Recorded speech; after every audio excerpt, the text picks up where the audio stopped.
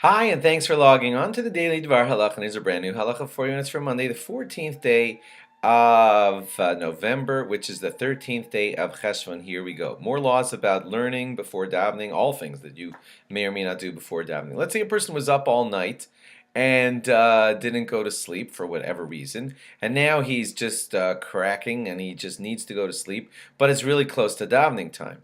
It's in that window of a half an hour before dawn and closer to dawn.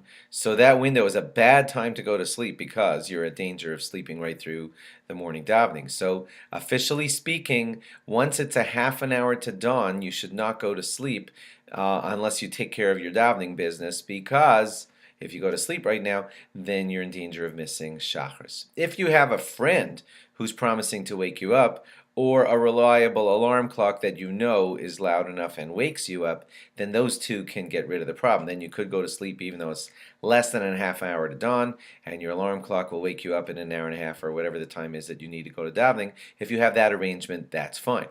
Let's say you're one of those people that wakes up in the middle of the night sometimes, and you woke up in the middle of the night and it's less than half an hour to dawn. So now are you allowed to go back to sleep? So to that, all the poskim say yes. It's really, if you went to sleep on time, you did what you're supposed to do. It's a little out of your control that you woke up in the middle of the night, and this is just a continuation of your nightly sleep. So you can go back to sleep even though you know that it's wake up time in like half an hour or something. You could do that, and that's allowed.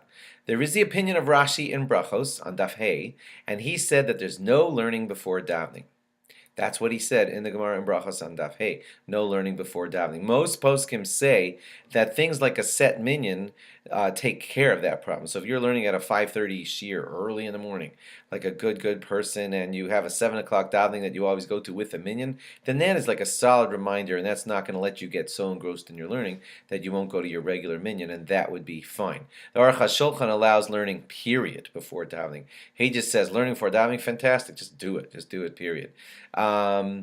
But if there is no minyan that you're set for, and you could get engrossed in your learning, then it is a good idea to have a shomer. That means like a person watching over you to make sure to say, hey, remember you wanted to go to 7 o'clock davening? It's 5 minutes to that minyan. Let's go. You should set up that kind of person if you are learning before davening.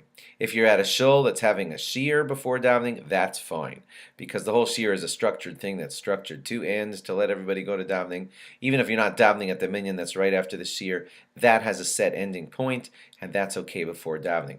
If you're learning in the shul where all the minyanim are, then you're for sure fine, say most of the poskim, because the reminder's right there. You hear in the upstairs room the minyan starting, they just announced it or whatever, and those kind of feelings of being in the shul where all the minyans are happening, that's going to probably keep you on track to not forget to go to davening.